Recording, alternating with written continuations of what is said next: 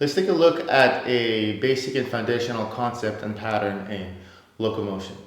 So we're going to start in a deep squat first. So coming into the deepest squat that's accessible to you. And from this position, we're going to move into a position of all fours. And all fours meaning that we're supporting ourselves on all four limbs. So 2 hands, 2 feet. So there's multiple ways you can do this, but let's start very simple. I'm just going to take one hand at a time forward, and I'm going to shift my weight forward onto my palms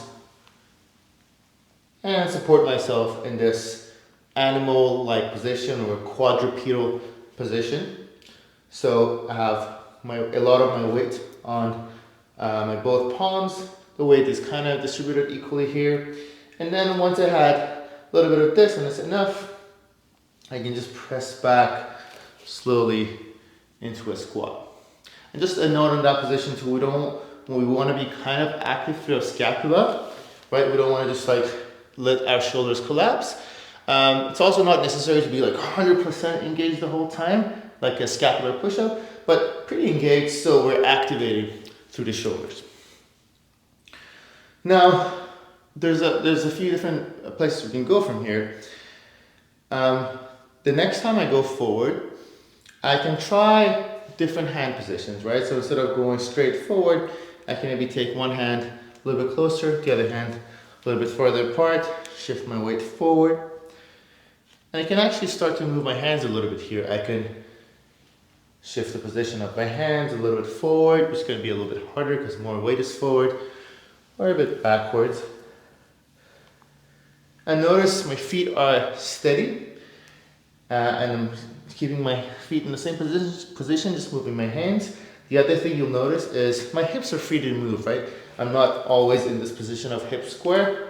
As I move, my hips are free to face different positions because I'm pivoting on my feet even though I'm not moving my feet. You can try a few things here, different positions, go to the right, go to the left, and eventually you push back into squat where you start.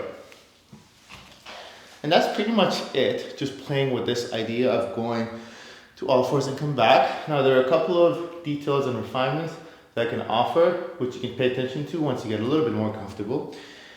And that is, one, pay attention to how softly you can shift weight forward, backward, from hand to hand. If I want to exaggerate the wrong way, it'll be making a lot of sound, because when you're making sound, it means that something's not soft, some transition is not working well, right? So pay attention to how you can softly place your hand on the ground. A really nice way to think about it is starting on one edge of the hand, placing the rest and so on. Going back, so hand placement, softness of placement is one.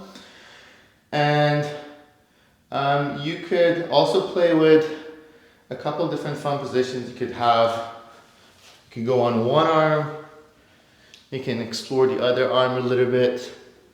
You can start to look around, so you can free your spine and head a little bit instead of looking down the whole time.